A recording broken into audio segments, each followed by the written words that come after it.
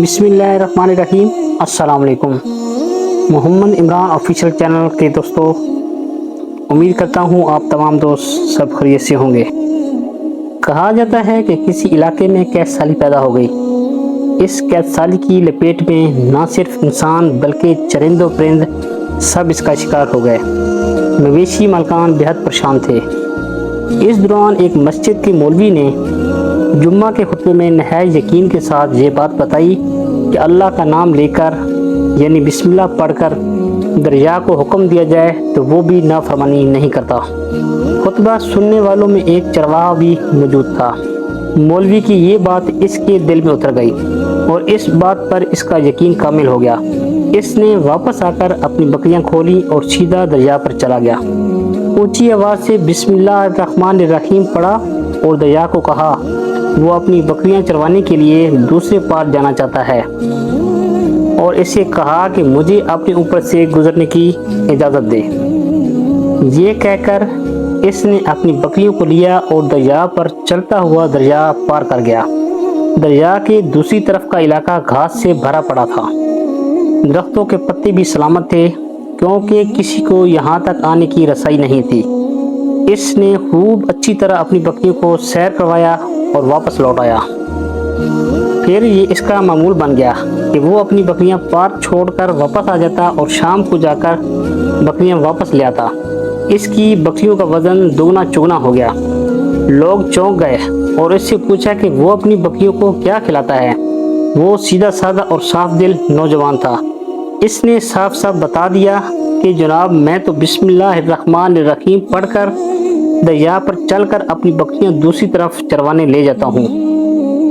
یہ بات سب نے سنی مگر کسی نے اس چرواہے کی بات پر یقین نہیں کیا کیونکہ یہ بات ناقابل یقین بات تھی۔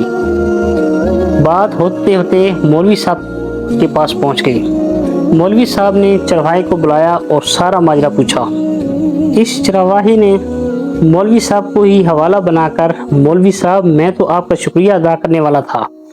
آپ نے جمعے کے خطبے میں جو نسخہ بتایا تھا بسم اللہ کہہ کر دریا کو حکم دو تو وہ بھی انکار نہیں کرتا، تو میں تو بس آپ کے نسخے پر ہی عمل کر رہا ہوں۔ مولوی صاحب حیرت سے اس کے چہرے کو دیکھتے رہے۔ مولوی صاحب نے کہا بھائی صاحب ایسی باتیں تو ہم ہر جمعے میں کرتے ہیں، فقط ان کا مقصد لوگوں کا ایمان بنانا ہوتا ہے۔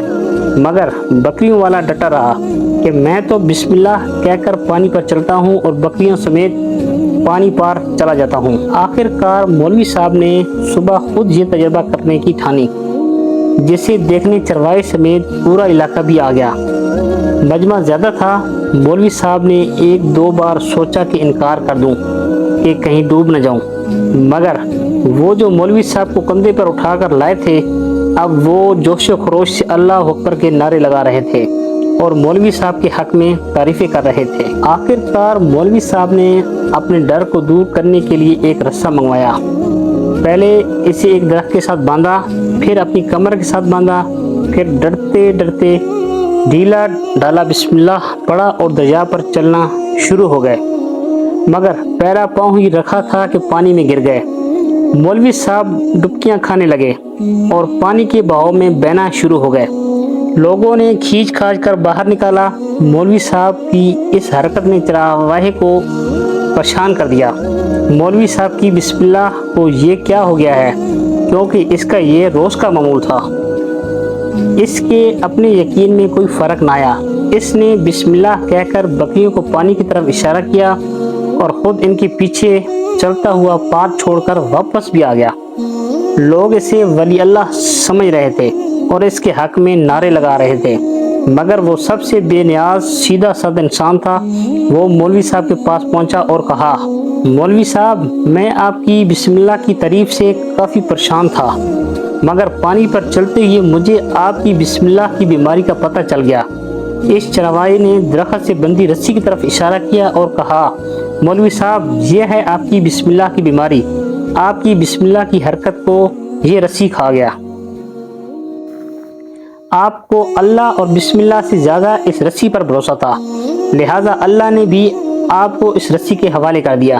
پھر کہنے لگا مولوی صاحب آپ بھی کمال کرتے ہو، میں نے آپ کے منہ سے سنا اور یقین کر لیا، اور میرے اللہ نے میرے یقین کی لاج رکھی، مگر آپ نے اللہ کا کلام سنا مگر یقین نہیں کیا، لہذا آپ کو اللہ نے رسوا کر دیا۔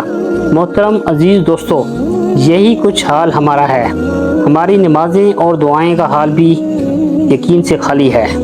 اللہ تعالی ہم سب کو معاف فرمائے، اللہ تعالی ہم سب پر اپنا کرم فرمائے۔